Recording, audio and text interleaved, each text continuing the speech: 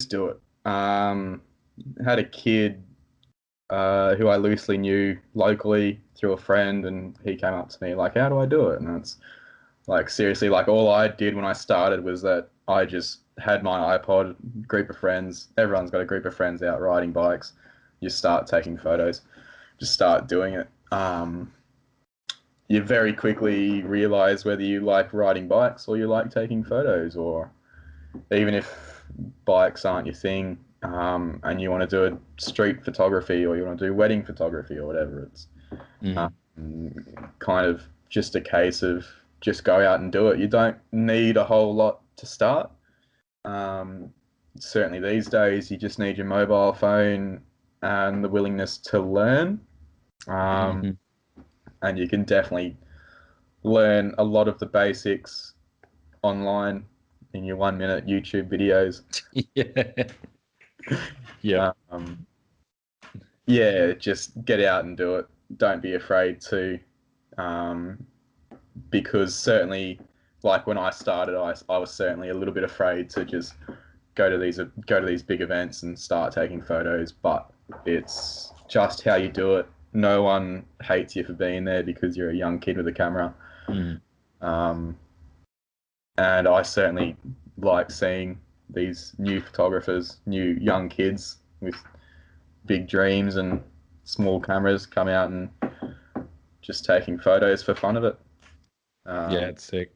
Yeah, and I guess getting into it comes down to, with mountain biking, definitely going to events and meeting people, and just talking and meeting new people, taking photos, uploading them to Instagram, maybe tagging the rider in them. It's a bit of a like a how do I phrase it? Like, you don't want to go giving photos away, of course. And a good way not to do that is to sell rider photos to riders. And riders are always looking for photos. But certainly, like how I started, you got to be kind of mindful that there are other photographers out there who do make money from it, and you don't want to undermine their work. But yeah, and again, that, like, getting into it professionally just comes down to actually doing it. Whether you still work at the bar or at Target or whatever, and just loading shelves, just get out on your weekends. And everyone's got local club events and local bike trails these days as well. It's such a growing big sport now. But yeah, just going out, and eventually you'll hit that moment that it's kind of like you've taught yourself enough, that you're taking pretty good photos. Yeah.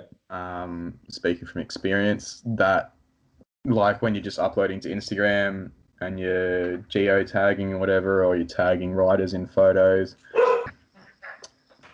where was I? Yeah, just eventually you get noticed by a brand or a bike park management page, and they're like, "Hey, this is really cool. Like, can we buy this, or can we do something with it?" And that's a real easy way to get into it. And Instagram makes that so easy.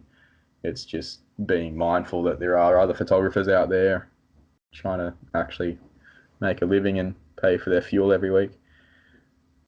Yeah, exactly.